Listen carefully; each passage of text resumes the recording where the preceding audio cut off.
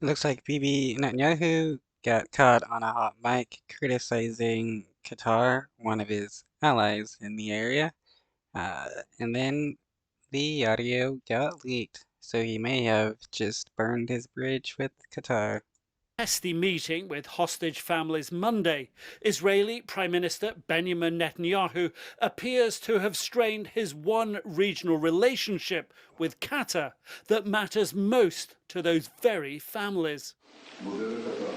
You don't hear me thanking Qatar, because Qatar is essentially no different from the UN or the Red Cross, and in some ways even more problematic. They have leverage because they're financing them. These comments My question is, what's his issue with the Red Cross? Like, I can possibly understand some issue with the United Nations, and Qatar, but like, why the Red Cross? caught off mic triggered a rapid and barbed diplomatic put-down from Qatari officials who helped negotiate the release of almost 100 Israeli hostages in November, saying in a tweet, "We are appalled by the alleged remarks attributed to the Israeli Prime Minister, if validated, are irresponsible and destructive to the efforts to save innocent lives, but are not surprising." Just days earlier, Qatar had been talking up relations with Israel and the potential for Hamas to release more hostages. We are engaging in serious discussions with both sides. We have presented ideas to both sides. We are getting a constant stream of replies from both sides. Qatar's frustration now seems personal with Netanyahu. Qatar concluding their criticism with a view increasingly suspected by some Israelis. Netanyahu wants to keep the war going, saying in a tweet, the Israeli Prime Minister would only be obstructing and undermining the mediation process for reasons that appear to serve his political career.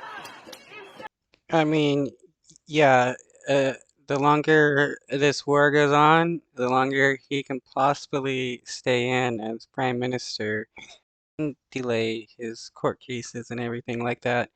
Though people are already calling for his removal in a special election.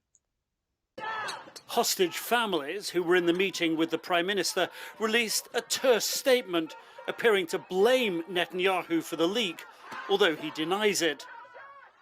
The fact that the censorship was given permission to publish this audio recording is serious and indicates a loss of judgment. This leaked audio also suggests he may be trying to draw the White House into confrontation. I was very angry recently, and I didn't hide it from the Americans, that they renewed the contract on the military base they have with Qatar. President Biden hasn't openly spoken to the tensions, but this week, Secretary of State Antony Blinken criticizing Israel for taking Gazan territory to create a security buffer. We've been very clear about maintaining, in effect, the territorial integrity. Well, yeah, that's what the Israeli government has been wanting to do this entire time, is take more and more land from Palestinians and use it for their own benefit. That's why Bibi wants to take land to make a buffer zone.